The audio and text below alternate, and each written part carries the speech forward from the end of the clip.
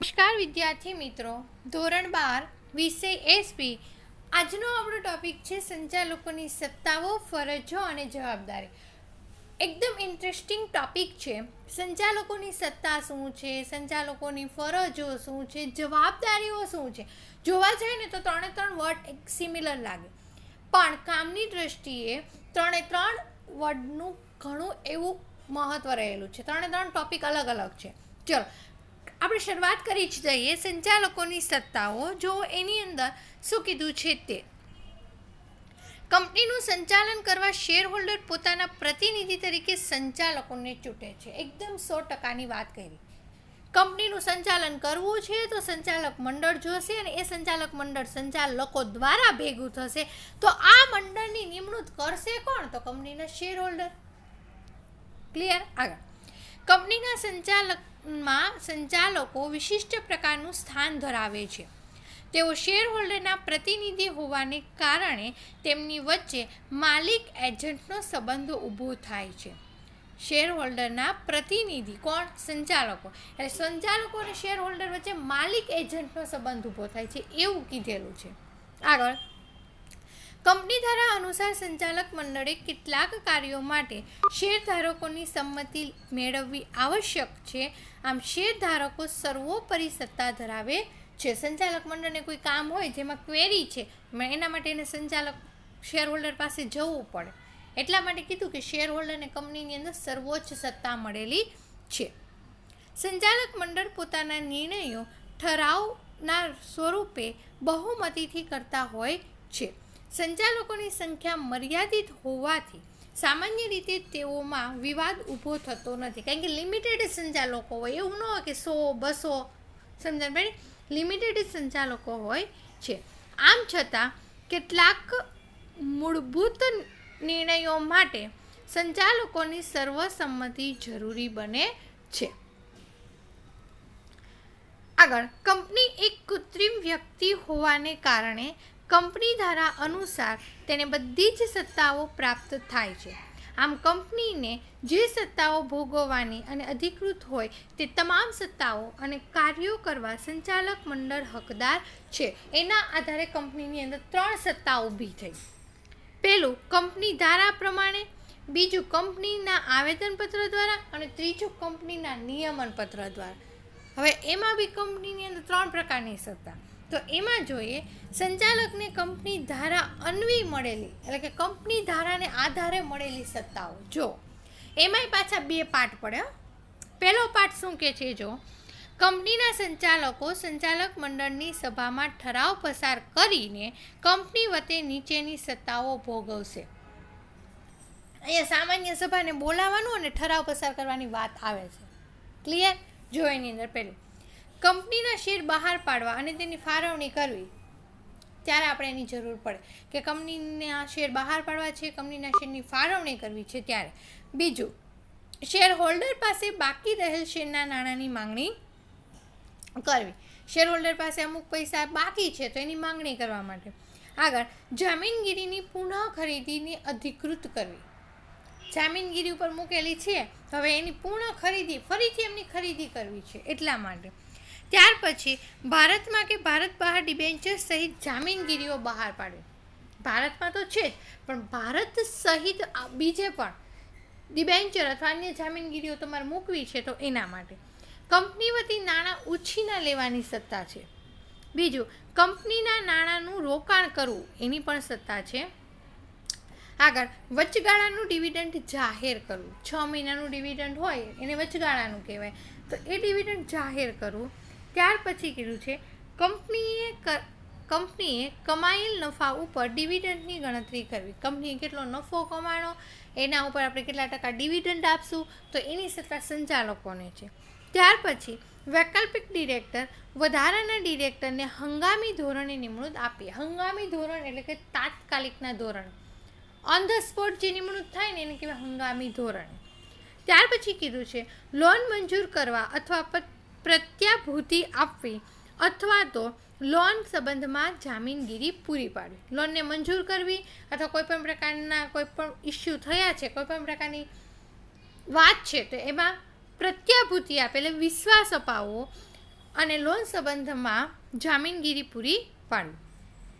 આગળ નાણાકીય નિવેદન આપવું અને બોર્ડના અહેવાલની મંજૂરી આપવી. નાણાંને લગતું નિવેદન આપવું, બોર્ડના અહેવાલની મંજૂરી આપવી. ત્યાર પછી કીધું છે કંપનીનો ધંધો વિસ્તારો, કંપનીના ધંધાનો વિકાસ કરો. ધંધો વિસ્તારવો એનો મતલબ એવું થાય છે એક કંપની હોય તેમાંથી 2 કરવાની, 2 હોય એમાંથી 3 કરવાની, એને વિસ્તારવું કહેવાય.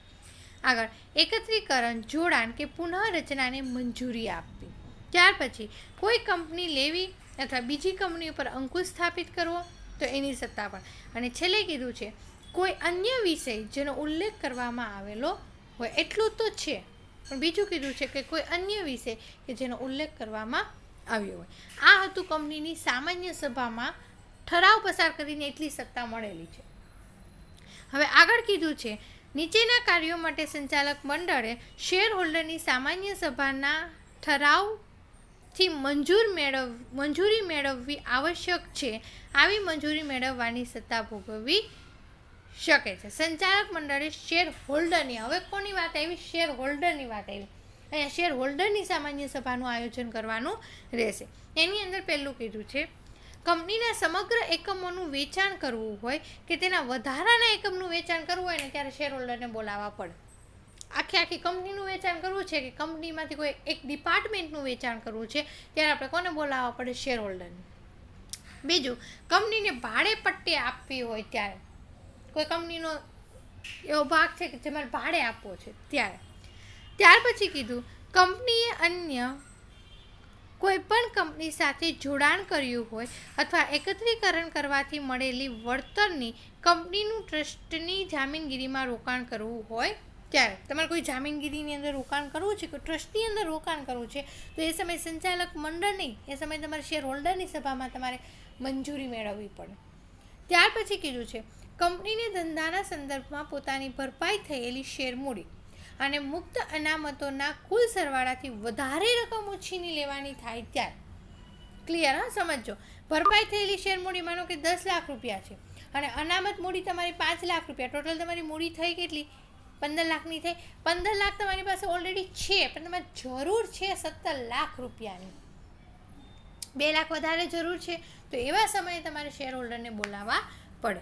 ત્યાર પછી કીધું કોઈ સંચાલક પાસેથી બાકી લેણી રકમની વસૂલાત માફ કરવાની હોય કે તેની ચૂકવણી માટે વધુ સમય આપવાનો હોય ત્યારે. લેણી વસૂલાત જે હોય છે, જેની પાસે પૈસા લેવાના છે એ માફ કરી દેવું છે અથવા તો ચૂકવણી માટેનો વધારે સમય આપો છે તો શેર હોલ્ડરને બોલાવવા પડે. તો આ હતું કંપની ધારા અન્વયે. હવે ત્યાર પછી આવે છે સંચાલકોને આવેદનપત્ર દ્વારા મળેલી સત્તાઓ. જો એની અંદર સંચાલકોને કેટલીક સત્તાઓ અને માર્ગદર્શન આવેદનપત્ર દ્વારા પ્રાપ્ત થતું હોય છે. એ બી રાઈટ છે. આ સત્તાઓની ઉપરવટ જઈને કોઈ કાર્ય કરી શકે નહીં, ઉપરવટ જઈને કોઈ કામ કરવાનું થશે નહીં. આવેદનપત્રમાં જણાવેલ કાર્યોની ઉપરવટ જઈને સંચાલક કોઈ કાર્ય કરે તો તેવા કાર્યને સત્તા બહારના કાર્ય તરીકે ગણવામાં આવે છે. ચોખ્ખું કીધું છે કે સત્તા બહારનું એક પણ કાર્ય કરવાનું નહીં અને જો સત્તા બહારનું કાર્ય કર્યું તો એ કાર્ય રજિસ્ટર ઓફિસ સ્વીકારશે નહીં. ઓકે, આગળ. અથવા કાર્યોને કોઈ પણ રીતે સ્વીકારવા ગણવામાં આવતા નથી. આવા કાર્યો માટે શેરધારકોની સભામાં પણ સર્વાનુમતે ઠરાવ પસાર કરીને બહાલી આપી શકાતી નથી. શેરધારકોની સભા બોલાવશો, શેરધારકોને પૂછીને તમે ઠરાવ પસાર કરશો તો બહાલીનો મતલબ થાય છે તો બી તમારે એ કામને મંજૂરી મળશે નહીં. શેર હોલ્ડર ભલે એવું કહી દે હા કશો વાંધો નહીં, એ કામ કરી નાખો, પણ એ કામ તમારું કાયદેસરનું ગણાશે નહીં, મંજૂરને પાત્ર હશે નહીં. એટલા માટે આવા કાર્યો માટે સંચાલક વ્યક્તિગત રીતના જવાબદાર ઠરે છે. એટલા માટે આખું સંચાલક મંડળ નહીં, વ્યક્તિ પોતે એક સંચાલક જવાબદાર બનશે. આગળ ત્યાર પછી આવે છે સંચાલકોને નિયમન પત્ર દ્વારા મળતી સત્તા. એટલે આપણે ઉપરના ટોપિક ઉપરથી એવું સમજીએ કે આવેદનપત્રમાં જેટલું કીધું છે ને એટલું કામ કરવાનું, એ સિવાયનું કામ કરવાનું નહીં. ક્લિયર? ચલો, નિયમન પત્રની અંદર જો શું કીધું છે,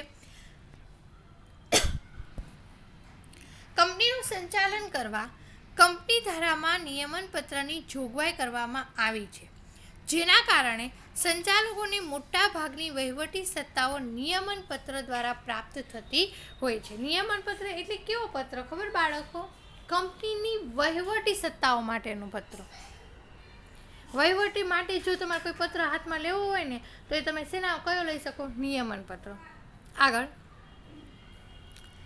આમાં આપેલ સત્તા પ્રમાણે કાર્ય કરવાની મોટા ભાગની વહીવટી સત્તાઓ નિયમન પત્ર દ્વારા પ્રાપ્ત થતી હોય છે. આમાં આપેલ સત્તા પ્રમાણે કાર્ય કરવાની જવાબદારી સંચાલકની છે, પરંતુ નિયમન પત્રની ઉપરવટ જઈ કાર્યો કરે તો તેવા કાર્યો સત્તા બહારના કાર્યો ગણાય છે.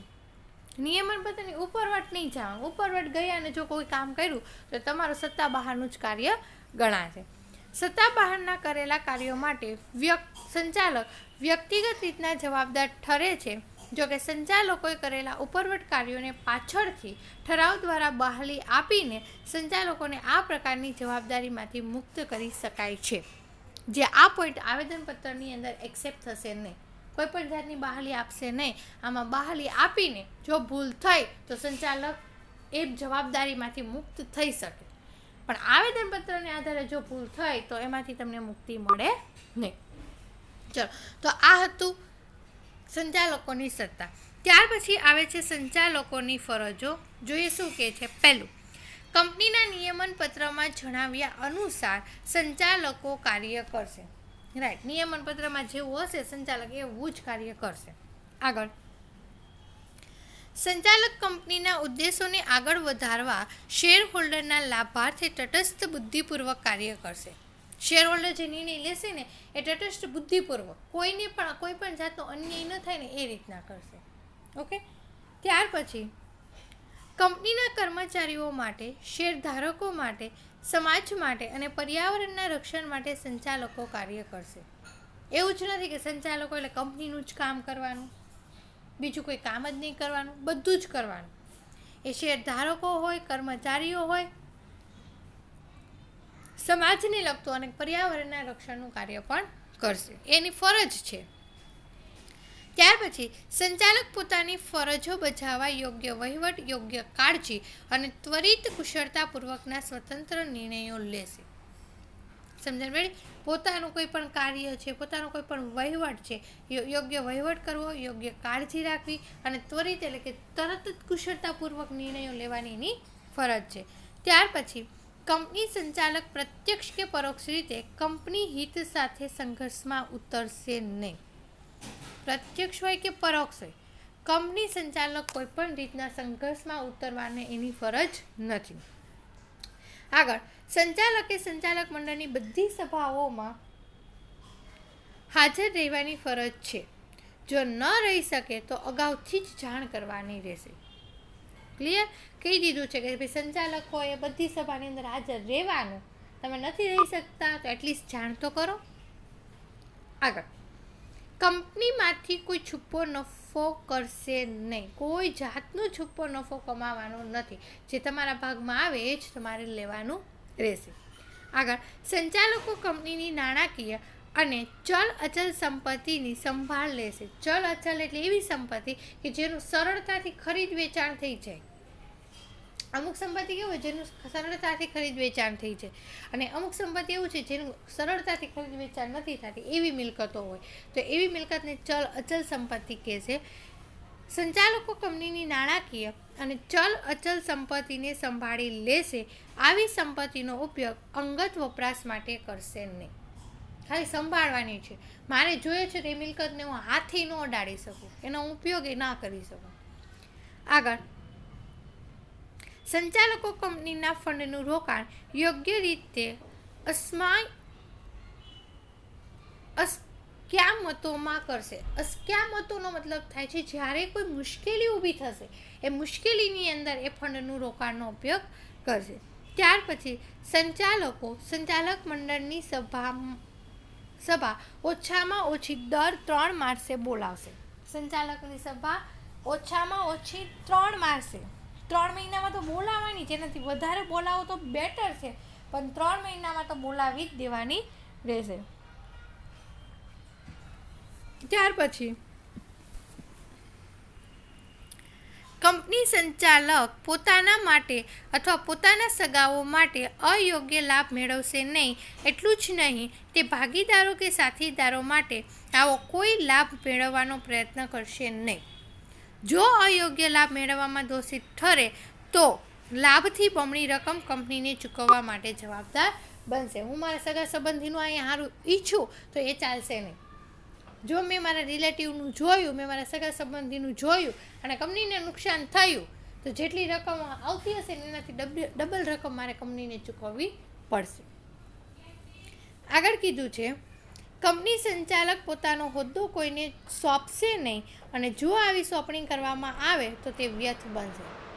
મારા ભાગનો હોદ્દો જે છે હું બીજા કોઈ વ્યક્તિને આપી દઉં તો એ ચાલશે નહીં. ઓકે, આગળ, જો કંપનીનો સંચાલક આ કલમની જોગવાઈનો ભંગ કરે તો સંચાલક ઓછામાં ઓછા રૂપિયા 1 લાખ અને વધુમાં વધુ 5 લાખ સુધીનો દંડને પાત્ર બનશે. મેં હોદ્દો કોઈને આપી દીધો કંપનીને જાણ કર્યા વગર તો 1 લાખથી 5 લાખ સુધીનો અંદર મારે દંડ ભરવાનો થશે. આગળ, બોર્ડ ઓફ ડિરેક્ટરની ઓડિટ સમિતિ રચવાની ફરજ રહેશે. ત્યાર પછી બોર્ડ ઓફ ડિરેક્ટરે કંપની હિત સંબંધ સમિતિ રચવાની પણ ફરજ છે. ત્યાર પછી કીધું છે, કોઈપણ સંચાલક રોકડ સિવાય કોઈપણ પ્રકારની સંપત્તિ મેળવી શકે નહીં. તમારે કોઈ સંપત્તિ જોઈએ છે તો રોકડમાં મેળવી શકો, પણ રોકડ સિવાયની કોઈપણ સંપત્તિ મેળવી શકે નહીં. આગળ, કોઈપણ સંચાલક જામીનગીરીઓના ઇનસાઇડર ટ્રેડિંગ કરી શકે નહીં. ઇનસાઇડર ટ્રેડિંગનો મતલબ શું થાય છે કે તમે ઇનડાયરેક્ટલી તમે કોઈ પણ પ્રકારની જામીનગીરી ઉપર તમારો હક ન લગાવી શકો. ક્લિયર? એને કહેવાય ઇનસાઇડર ટ્રેડિંગ. તો આ છે સંચાલકોની ફરજો.